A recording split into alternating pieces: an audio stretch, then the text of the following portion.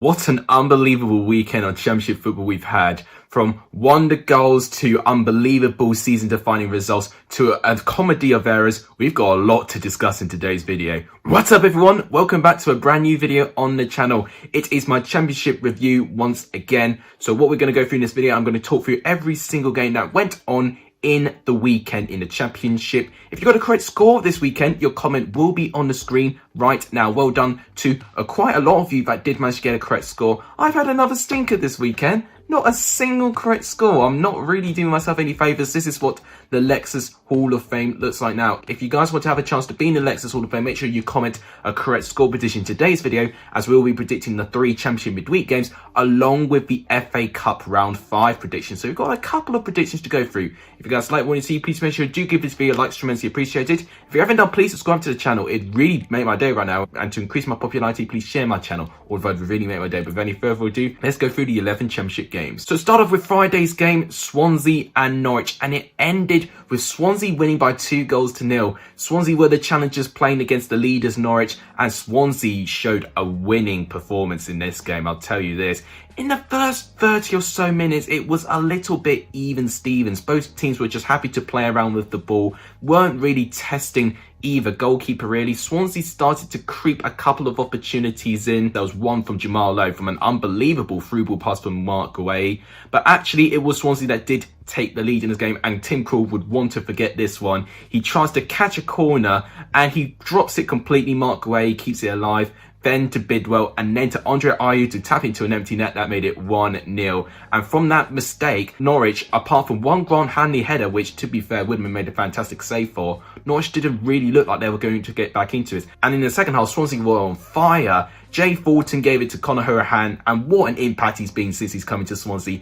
Whipped the ball literally just around 20 yards out, and it's an unbelievable precise effort from Conor Hourihane. That made it 2-0. And Swansea could have scored a couple more opportunities as well, but it did end by 2-0. A thoroughly deserved result. They close the gap on Norwich now by 2 points. This is going to be a very interesting title race, let me tell you. In terms of Norwich, they definitely had a slump like this in 2018-19 under Daniel Farke before, but they need to be able to pick themselves up like they did in that season and to win the Championship. If they don't pick themselves up anytime soon, they could find themselves finishing not even automatic promotion. So they've got to be a bit careful. Then to the one early Saturday game, which ended as a disappointing 0-0 draw between Coventry and Watford. It was very disappointing for both sides actually. I was hoping that both of them were actually going to offer more of a challenge, especially from the playoff chasing Watford, where they really did not look that good at all, with only 3 shots on target. Marossi, who was back in Coventry's goal, didn't really need to be tested. The closest Watford got to scoring was from a Troy Deeney header which crashed against the crossbar.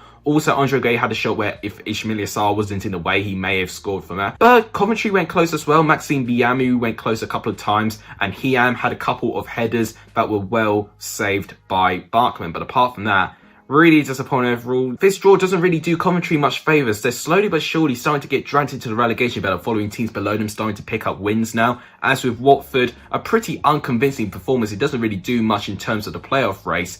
But if they want to even have a slight bit of ambition of automatic promotion, they've got to pick the performances from the next performance onwards, because that was shocking in my opinion. And then to the 3 o'clocks, obviously we didn't have Barnsley and Derby since Barnsley had a waterlogged pitch, but we did have Bournemouth and Birmingham, which ended by 3-2, a 5-goal thriller at the Vitality. I tell you what, if that's the sort of games we're going to get with Jonathan Woodgate as Bournemouth manager, I want him to stay as Bournemouth manager. It was a mad game to watch. Birmingham were by far the better team in the opening minutes. Ivan Sanchez, once again, probably been Birmingham's best player all season. Just the creativity he has in that right-hand side, just whipping some dangerous deliveries. Bournemouth couldn't really deal with it. Birmingham had the early chances. Sunjic had a fantastic volley, which was saved by Begovic.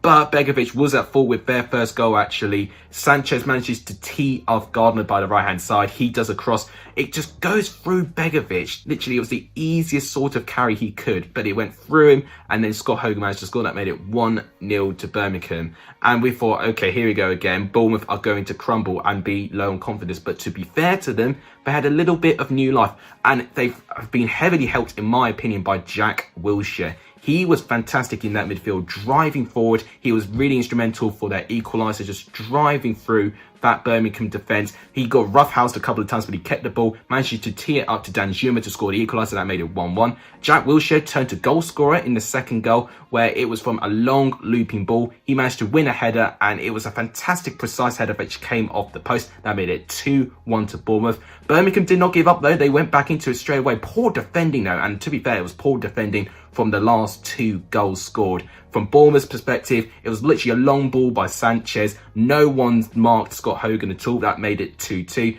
And then poor defending for Birmingham's part on Bournemouth's third. It was a free kick by Dan Zuma, which was tapped in by Philip Billing, and that made it 3-2. And Birmingham would be so irritated with themselves for how they conceded that final goal as well, because I thought they were fantastic. And actually, following this result, Birmingham have fallen into the bottom 3 for the first time this season. They definitely did not deserve it. As with Bournemouth, it's a win, a very narrow win, but it doesn't matter how you win. It's about getting the win in the end of the day, and that's what Bournemouth have done. I'm still not too convinced if they're going to pick up their results going forward, but it's very encouraging what I've seen, especially from their new signings in Jack Wilshere and Shane Long, who was introduced to the pitch as well. And then the seven-side derby ended Bristol City 0, Cardiff 2. Bristol City failed to get their first league double over Cardiff in over 20 years, because Cardiff turned out a fantastic and professional away performance, although it was 2 very poorly defended goals by Bristol City's part. They'll be so disappointed with that. The first goal came from a Harry Wilson free kick, which met the head of Curtis Nelson. That made it 1-0 to Cardiff. And quickly, Cardiff get a firm lead. I think it was 6 minutes later, and it was Shea Oju by the right-hand side. He loops in the ball. Kiefer Moore, literally non-existent marking, gets a very powerful header. That made it 2-0 to Cardiff. And what was really disappointing for Bristol City was how little they actually tested the goalkeeper. Smithies did come off injured actually, and Dylan Phillips had to replace him. And Dylan Phillips could have had a holiday. He literally had nothing to do. Only 1 shot on target for Bristol City, which is not great on their parts. Cardiff were going to have to settle for the 2 goals. It's a great win for them. They move up to 14th place following this win now. As for Bristol City, they now drop to 10th, and if they don't improve their performances ASAP, they're not really going to benefit from this. They're being on a losing streak right now. They need to try and pick themselves up as soon as they can. Otherwise, if not, they'll definitely teeter towards mid-table mediocrity. And then to the game at Kenilworth Road, which ended as a 1-1 draw, a game riddled of controversy. So Luton took the lead through James Collins. It was a nicely worked goal actually. It started from Naby Sarr giving the ball away. It was Mpanzu who manages to find Cornick running into some space. He crosses the ball in, and then it was simply tapped in by James Collins. That made it 1-0. And Jordan Clark had so many chances for Luton actually. He had 2 notable chances where Sheffield did pretty well in both of them to deny him some goals. Huddersfield didn't really get into the game at all until the second half. If Huddersfield actually competed in that first half, I think Huddersfield could have actually had a good result, because when they scored their equaliser under Naby Sarr, a very nicely worked goal as well, I thought we could have actually had a little bit of fight from Huddersfield, and it did start to slowly but surely get on top before their equaliser. Pippa had a fantastic opportunity. Luton, of course, also had chances. It was literally an end-to-end game, but the game ended in controversy when Harry Toffolo got a straight red card. I mean, that was not even the most controversial red card we've seen in football all weekend. I mean, it's just... the state of refereeing, or at least the lack of consistency, is what's been so frustrating for football fans nowadays. I won't be surprised if that red card has its ban reduced or overturned entirely, in my opinion. Both teams don't find themselves in great runs of form, really. Huddersfield are winless in 6, and in terms of the away record, very poor. I've not won away from home since Halloween last year. Definitely a spooky away record for Huddersfield. In terms of Luton Town, not won in their last 3 games. And I'm stuttering a little bit. They're 15th place in the table now, within a matter of points ahead of the relegation pack. Both sides need to really step up their game if they want to finish in a decent position this season. Then to the first of our 5-goal thrillers, and this started with Middlesbrough 1, Brentford 4. Now, I tell you what, in the first couple of minutes, I didn't really expect the scoreline to be like that in the 90 minutes, because it was really neck on neck, and Middlesbrough in that first half, I thought were actually really good. They got the lead, and it was well deserved actually. Balassi looked really good. Their first goal came from a Darnell Fisher-Cross, who's been fantastic since he joined Middlesbrough. David Raya tries to get around it, he misses it, it comes with Pinnock, and then it hits David Raya's leg to go in the net. That made it 1-0 to Middlesbrough, and they were well valued for their lead actually. But Brentford did start to turn the screw, and that's the sign of champions. You know, when you have a minor setback, they hit 10 times harder at teams, and they had a rampage really. They kept peppering Middlesbrough with chances and eventually breaking deadlock with Ivan Toney getting the goal. Bristol had a fantastic opportunity with David Raya making a point-blank save and George Saville failing to turn in the rebound, where I think he should have done a little bit better there. In the second half, Middlesbrough continued to have chances as well. Asomlo with another shot saved by Raya. And then Janelt almost had an own goal, the second own goal for Brentford, but Raya managed to keep that out. And then Janelt scored in the right end of the pitch, Sorensen looping the ball, Toney gaining the header, and Janelt hitting the ball with such conviction that made it 2-1 to Brentford. And then I think the game turned where, unfortunately for Paddy McNair, the conditions weren't great. He got the ball, he just slipped over, Matthias Jensen just ran through half the length of the pitch, literally going right round past Bettinelli, making it 3-1. And then Ivan Toney finished the scoring as well. Fantastic team goal once again, and I think it was Mbuma who managed to supply him this time. That made it 4-1 to Brentford. And following this win, Brentford have really strengthened their chances in getting into the promotion places. As with Middlesbrough, this defeat does signal a bit of a blow. They're now 5 points off the playoff places and have played the same amount of games as Bournemouth, who they're trying to challenge right now. So I wouldn't say it's the end of the world for Middlesbrough, but it's a bit of a blow, especially if they want to try and get into the top 6. And then to us all, quite frankly, I did not see coming. I said about Millwall not being able to score many goals this season, 22 goals they scored this season. They scored 4 in one match. It ended 4-1 to Millwall, right? So Sheffield Wednesday took the lead, and it was fantastic work by Kachunga actually on the left-hand side, managing to supply the ball to Patterson. It was a bit of a scrappy goal, but Millwall couldn't really quite defend it. That made it 1-0. But Millwall, from minute one, were out on a mission. They needed to make a bit of intent in this game, and boy, did they get intent all right. The first goal came from a Kenneth Zahor penalty. It was a stonewall penalty. It was a throw from Scott Malone, and Pel Peresi managed to foul Ryan Leonard in the box. Zahor scores it, and that makes it 1-1. But all of a sudden, Millwall scored 2 goals in 2 minutes, which ultimately changed the game to their favour. The first goal being, unbelievable, honestly. Scott Malone, the teamwork in that goal was fantastic, but Scott Malone gets past about 3 or 4 players, literally dinks the ball over Callum Patterson and scores a very clean strike following that. Fair play, Scott Malone. That will probably be getting my goal of the weekend. It was such a classy goal. If you've not seen Millwall's second goal, go and see it. It's actually quality. And for their third goal, you could argue that was quality, but I think it was an intended cross. But it was Ben Thompson who I think tried to cross it, but it turned out to be a wonder strike from the right-hand side. That made it 3-1 to Millwall. And then Millwall ended the scoring where it was Bradshaw, where he managed to get the slightest of touches from a Romeo shot, and that made it 4-1. Sheffield Wednesday, unfortunately, apart from their one scrappy goal that they got, they just weren't in the game whatsoever. Millwall completely took over, blew Sheffield Wednesday away. They now move up to 13th. Already, their position on the table looks so much more healthier than it did a couple of weeks ago. Thoroughly deserved the win, in my opinion. Sheffield Wednesday definitely need to pick up points ASAP if they want to try and get out of the relegation zone. And then to a huge win for Rotherham, who have won back-to-back games for the first time this season. You can't blame me for not predicting Rotherham to win. I said performance-wise, Rotherham been better, but in terms of their back-to-back wins, they can't win back-to-back, but they did against Preston, and fair play to them. Now, the first goal came from 17 seconds in contention to be the fastest goal in the championship. Literally from kickoff, Rotherham moved the ball very, very confidently, dare I say. And I think Lewis Wing was fantastic in both goals, actually. He was involved in the first goal, gave it to Freddie Ladapo. Freddie Ladapo tries to find someone, and Ben Rafferty, unfortunately for him, just heads it in his own net. A bit unfortunate. That made it 1-0. And already Preston were in the back foot within 17 seconds, and they had it all to do to try and get something in this game. To be fair to Preston, they definitely should have scored before Rotherham scored their second. Ben Whiteman from a free kick. I don't know how he did not score that. It was a fantastic strike which came off the post, and it actually hit Johansson, but it didn't cross the line. I'm still baffled for how it didn't cross the line. Ched Evans was dangerous, and actually, to be fair to him, it was a pretty good game by Ched Evans. He was very, very dangerous in the air. But Rotherham started the second half just as well as they did in the first half, managing to get a goal from Ben Wiles. Lewis Wing, once again, in that left-hand side was absolutely brilliant. Showed so much composure, got past the Preston defence, scooped it to Ben Wiles to shoot confidently past their poor defending on Preston's part. For that, they made it 2-0 to Rotherham. Preston did manage to get a goal back into it though It was from a Ryan Ledson looping ball, and then Ched Evans, maybe he may have fouled Johansson, but I don't think he did. He managed to get the ball, roughhouse him, and he managed to get the goal into the net. So his first championship goal, that made it 2-1. And Preston thought they had an equaliser through Scott Sinclair, but it was marginally offside. It was very, very close.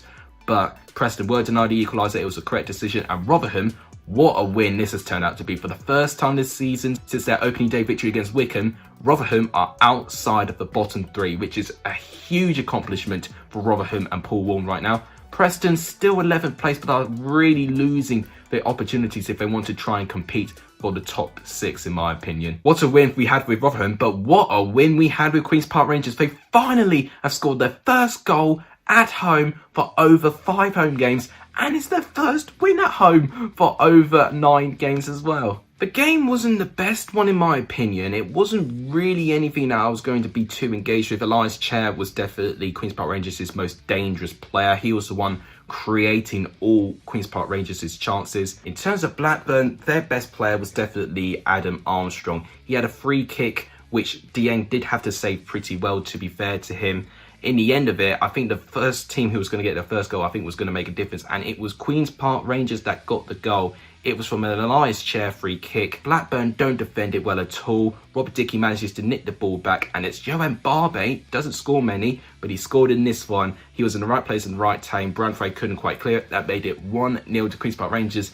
And fair play to them, defending wise, they did fantastically well. In terms of Blackburn, apart from that free kick from Armstrong, the only big chance they had, which I think Harvey Elliott should have done so much better. He literally had so much room. He literally needed to shoot on target. It would have been a goal, but he skied it. It just wasn't going to be Blackburn's day, unfortunately. Blackburn are still 8th place in the table, but you can't feel that this was a big missed opportunity for the fact that Middlesbrough couldn't win this weekend as well. They definitely had a much better opportunity to get a statement to try and climb into that top 6. As with Queen's Park Rangers, they now climb up to 16th following this win. I'm definitely seeing some steady improvements with Queen's Park Rangers, so fair play. Now to a game I won't really comment much on. Stoke 0, Reading 0. Only 3 shots in target between these two sides. In terms of sides who I think may have deserved to win a bit more, I think it was Stoke. Stoke's poor form continues. I think it's 11 games now that Stoke have not gone on without a win. Best chance was practically a Stephen Fletcher goal, but it was ruled out for offside, unfortunately. And Cabral had to make only a couple of saves. In terms of Reading, they only had their 1 shot on target in the 71st minute, which was from a little bit of quality from Michael Elise. Reading did not turn up, which was very, very disappointing in my opinion. Stoke definitely did try more in terms of the two sides, but I think they have really shown a lack of confidence going forward right now and scoring goals. And then we end with Chris Hughton continuing his magic with Nottingham Forest. It ended Wycombe 0, Nottingham Forest 3. And honestly, looking at the goal scorers, it's like watching Brighton and Hove Albion in 2016-17 again, because 2 former Brighton and Hove Albion players score for Nottingham Forest under the former Brighton and Hove Albion manager Chris Hughton. It was Glenn Murray, and I tell you what, his first goal was absolutely terrific. He lobs the ball over Ryan Alsop. It was a fantastic goal, and he managed to score a second one in only his second appearance for Nottingham Forest as well. He's already had more impact to that club alone than he did for this whole time at Watford. He managed to win a penalty. Murray stepped up, he scored, with Alsop getting a hand to it, so we're a bit disappointed that made it 2-0. Wycombe did have a couple of chances. Ikpeazu definitely was their most dangerous player and definitely looked the more likely to try and score, but unfortunately they looked really, really toothless in their play and in terms of going forward. And what's been really a good characteristic of Wycombe was to frustrate teams defensively, and unfortunately their defence was just left wide open. They were not concentrated, and Nottingham Forest got their third through Anthony Knockhart. Fantastic quality on his part. That made it 3-0 to Forest. Following this win, Nottingham Forest climb up to 18th. Slowly but surely, Nottingham Forest are starting to climb up. And who knows what position they can finish if they can get a fantastic run of form. They're definitely looking like a side that can score more goals now. There's definitely a better identity with them as well. And I loved seeing Joe Nolly get the assist for Knockhart's goal as well, because I've not seen a lot of him this season following his injury. And following, they've got the old players and the new players merging well. It's good signs for Nottingham Forest. As with Wycombe, obviously not a good situation they find themselves. They find themselves 12 points of safety. It's not good signs for Wycombe at all. So definitely, I think for the rest of the season, Wycombe got to play with some sort of pride and make sure that they don't embarrass themselves in getting a really bad points total at the end of the season. So that wraps up my reaction to all Championship games that went on this weekend. On the left-hand side of me is the Championship table right now. Norwich still precariously holding to first place. Brentford and Swansea definitely sniffing very, very close to that position. Reading, Watford and Bournemouth represent the best of the rest in that top 6. Then you've got Middlesbrough, Blackburn, Stoke, Bristol City, literally just outside. Preston and Barnsley making up the top half of the table. Then you've got Millwall, Cardiff, Luton, Queen's Park Rangers sitting around the bottom half of the table. Huddersfield, Nottingham Forest, Coventry, Rotherham and Derby, the teams in danger. And then in the bottom 3, Birmingham for the first time in 22nd place, Sheffield Wednesday and Wycombe. So that is the Championship table. Before we move on to my predictions, I'll give you my goal for the weekend, player for the weekend and result for the weekend. Player of the weekend, I'm going to give it to Glenn Murray actually. The involvement that he got in that Nottingham Forest squad, he was definitely Nottingham Forest's best attacking player. He's got 2 goals off the mark already in his second appearance for Nottingham Forest. I'm loving the attitude he's having right now. My player of the weekend goes to Glenn Murray. Result of the weekend's difficult, but I'm actually going to give it to Millwall 4, Sheffield Wednesday 1, because I don't think anyone saw that result coming. It was an unbelievable result by Millwall Football Club. In terms of the goal of the weekend, there's so many to pick from. I'm going to give it to a proper team goal. Scott Malone's goal. I mean, it was a team goal, but the individual quality that Scott Malone had as well in terms of keeping the ball, unbelievable. My goal of the weekend goes to Scott Malone. But that wraps up my reaction to this week. Now we've got to predict for 3 Championship games and the FA Cup fixtures for round 5. Let's start predicting. To start off with Championship games, Rotherham and Cardiff. Both sides with fantastic performances. Rotherham could definitely beat Cardiff, although Cardiff do look really, really good under Mick McCarthy actually. They've definitely not lost under him yet. And I think they'll continue that, but I think they'll share the spoils. I think it'll be a 1-1 draw. Sheffield Wednesday and Wycombe. This is a huge game for both these sides. It's the bottom 2 sides playing up against each other. I think Sheffield Wednesday will get their revenge of Wycombe. I think it'll be a 2-1 victory. I think it'll be pretty close though. And Reading and Brentford, it is a top 6 clash. And if Brentford win this game, or at least don't lose in this game, they get to first place in the Championship. But they'll be gunning for all 3 points. And I think Brentford are definitely going to be the team in form now. 20 games unbeaten. And I'm going to say 3-1 Brentford.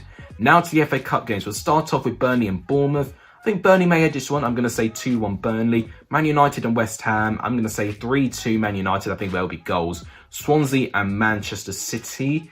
I'm not too sure. But you know what? I think Manchester City doing fantastically well. Beating Liverpool by 4-1. I'm going to say they're going to beat Swansea by 2-0.